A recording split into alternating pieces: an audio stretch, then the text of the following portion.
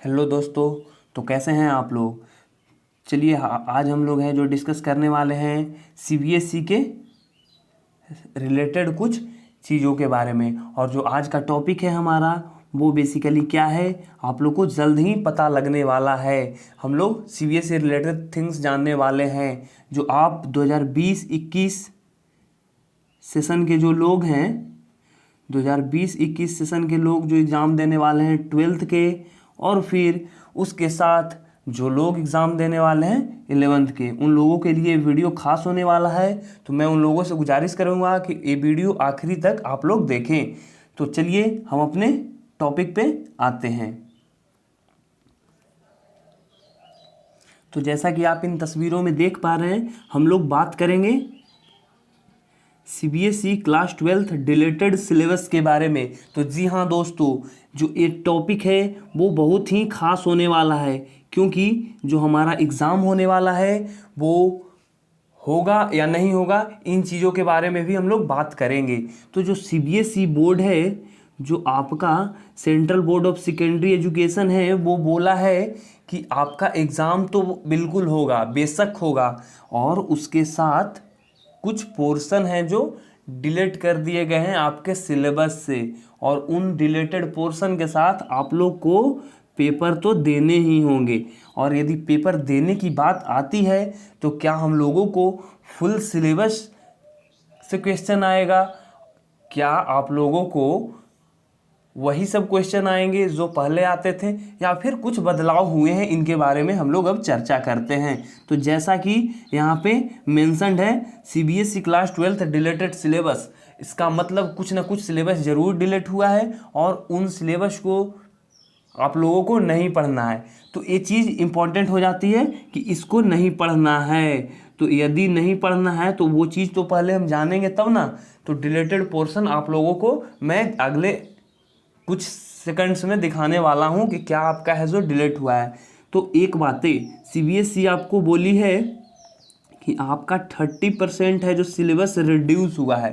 तो क्या 30% syllabus reduce हुआ है तो क्या आपके जो एग्ज़ाम होते थे 80 मार्क्स के, क्या उससे है जो 30% कम के एग्ज़ाम होने वाले हैं? तो जी नहीं, आपका एग्ज़ाम बिल्कुल बेशक उतना ही मार्क्स का होगा, और फिर केवल आपका कुछ पोर्शन है जो हटा दिए गए हैं सिलेबस से। अब पोर्शन बोले तो क्या आपका पूरा टॉपिक हटा दिया गया है, या फिर किसी एक प्रॉपर एक्सरसाइज का उसका छोटा सा भाग हटाया गया है, ये चीज़ आप लोग अब देखिएगा। तो चलिए देखते हैं कि हमारा कौन कौन सा टॉपिक है जो इस बार क्लास 12th में नहीं आने वाला है।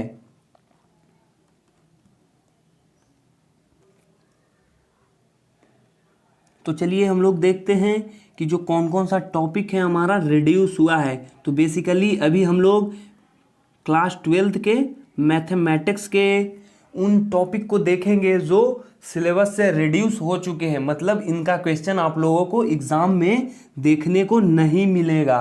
तो चलिए जानते हैं उन चैप्टर को और उनके टॉपिक को। तो हमारा जो फर्स्ट टॉपिक है, हमारा जो फर्स्ट चैप्टर है वो है रिलेशन एंड फंक्शन।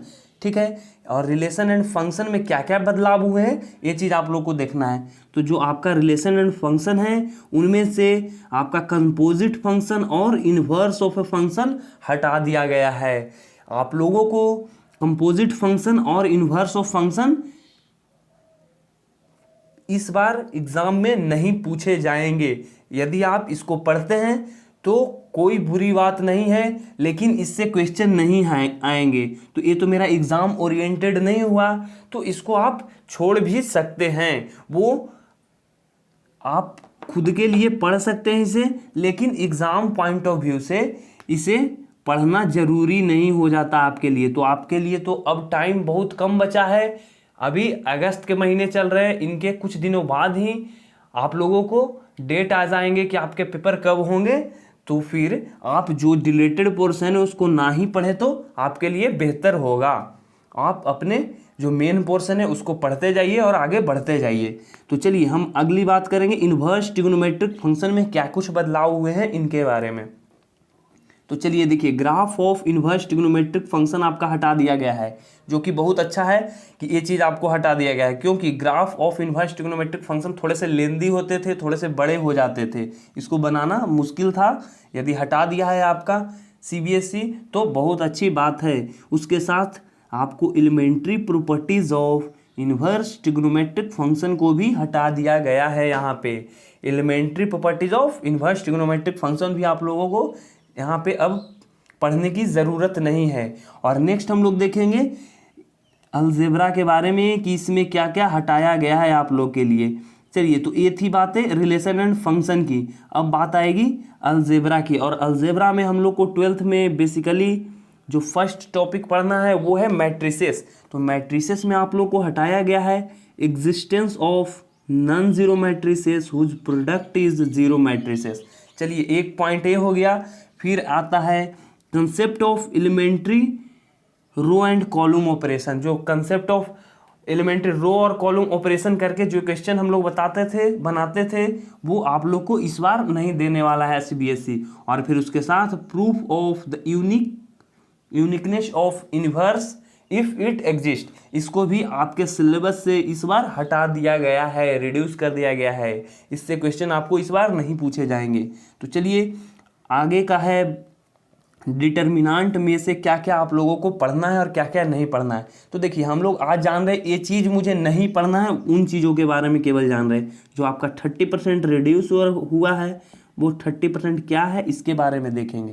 तो चलिए देखिए, प्रॉपर्टीज ऑफ डिटर्मिनांट आपको हटाया गया है सबसे पहला चीज़। फिर उसके बाद आपको हटाया गया है consistency, inconsistency and number of solution of system of linear equation by examples. यदि कंसिस्टेंसी इनकंसिस्टेंसी हटा दिया गया है तो बहुत ही बड़ा टॉपिक आप लोग को यहाँ से हटा दिया गया है। ये चीज़ आप लोग को इस बार नहीं पूछे जाएंगे आपके पेपर में। तो अभी बात हुई अलजेब्रा की और फंक्शन की। अब बात होती है कैलकुलस की, जो सबसे इम्पॉर्टेंट टॉपिक है। आप लोग को लगभग टोटल 35 मार्क्स के यहाँ से क्वेश्चन आते हैं। तो इन 35 मार्क्स के टॉपिक से क्या क्या हटाया गया है ये चीज़ भी जानिए। चलिए, ये पूरा कैलकुलस की बात मैं कर रहा हूँ, कोई लोग होंगे जो कंटिन्यूटी का ना समझ लें। तो चलिए, यदि कंटिन्यूटी और डिफरेंशियबिलिटी की बात करूँ तो उनमें Rolle's and Lagrange's mean value theorem आप लोग को हटाया गया है without proof and its geometric interpretation. यानी रॉले लैग्रांजेस थ्योरम हम लोगों को अब यहाँ पे नहीं पढ़ना होगा। फिर यदि बात हो एप्लीकेशन ऑफ डेरिवेटिव की तो आप लोग को rate of change of bodies और use of derivative in approximation, इनमें एक आता था अप्रोक्सीमेशन, जो लास्ट टॉपिक था एप्लीकेशन ऑफ डेरिवेटिव का, वो चीज़ भी हटा दिया गया है आप लोग को। यदि मैं बात करूँ इंटीग्रल्स की, जो थर्ड है हमारा, तो उनमें से 2 चीज़ हटाए गए हैं और वो 2 चीज़ आप लोग को मेंशन है, जो आप आसानी से यहाँ पे देख सकते हैं। और फिर definite integrals as a limit of sum, ये भी एक अच्छा टॉपिक था जो आप लोगों को यहाँ से डिलीट कर दिया गया है। इनसे क्वेश्चन इस बार नहीं आएंगे, definite integrals as a limit of sum. और एक बात और मैं बताना चाहता हूँ कि जो अभी आप वीडियो देख रहे हैं नॉलेज हमसफ़र पे, और ये नॉलेज हमसफ़र आप लोगों को क्लास 11-12 से रिलेटेड वीडियोस लाता है, उनसे रिलेटेड लेक्चर लाता है। तो यहाँ आप जुड़कर आप अपने पूरे पढ़ाई को भी एक नया आयाम दे सकते हैं। तो चलिए, ये तो बातें होते रहेगी। अब हम अपने टॉपिक पे आते हैं कि क्या क्या डिलेटेड पोर्शन है। तो 4th है application of integrals. Application of integration में से आपको area between any 2 above said curves, यानी 2 कर्व्स आप लोग को दिए जाते थे और उनसे जो रिलेटेड एरिया बनते थे उन एरिया को निकालना होता था। तो उनसे रिलेटेड भी ये चीज़ आप लोग को इस बार नहीं पूछा जाएगा, यानी डिलेटेड पोर्शन में है। फिर मैं बात करूँ डिफरेंशियल इक्वेशन की, तो उसमें हटाया गया है formation of differential equation whose general equation is given, ये वाला पोर्शन हटाया गया है। फिर उसके साथ solution of linear differential equation of type dx by dy plus px plus q, ये चीज़ आप लोग को हटा दिया गया है। ये चीज़ बहुत ही इंटरेस्टिंग क्वेश्चन इससे बनता था इस बार, लेकिन आप लोगों को क्वेश्चन वहाँ से नहीं दिए जाएंगे। तो चलिए, ये तो बातें हुई डिफरेंशियल इक्वेशन की। अब लास्ट बातें करते हैं यूनिट 4 यानी वेक्टर एंड 3D के बारे में। तो मैं बात करूं वेक्टर और 3D की, तो वेक्टर से आप लोग को scalar triple product of vector हटा दिया गया है। Scalar triple product of vector आप लोगों को अब नहीं पूछा जाएगा आपके पेपर में।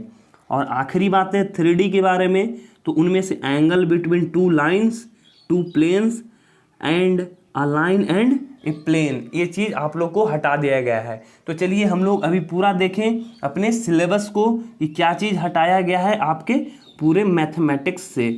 मैथमेटिक्स क्लास 12th से क्या क्या डिलेटेड पोर्शन है वो चीज़ आप अभी देखें। आप मैथमेटिक्स के अलावा फिजिक्स का भी जानना चाहते होंगे, केमिस्ट्री का भी जानना चाहते होंगे, तो जल्द ही आप लोग का ये फिजिक्स और केमिस्ट्री से रिलेटेड वीडियो अपलोड होगा। तो उसके लिए आप लोगों को करना क्या है, हमारे नॉइज़ हमसफ़र को सब्सक्राइब करना है, इस वीडियोज़ को लाइक करना है और फिर ज़रूरतमंद दोस्तों के साथ, साथियों के साथ बिल्कुल शेयर करना है। तो थैंक यू, जय हिंद। फिर मिलेंगे एक नए वीडियो में।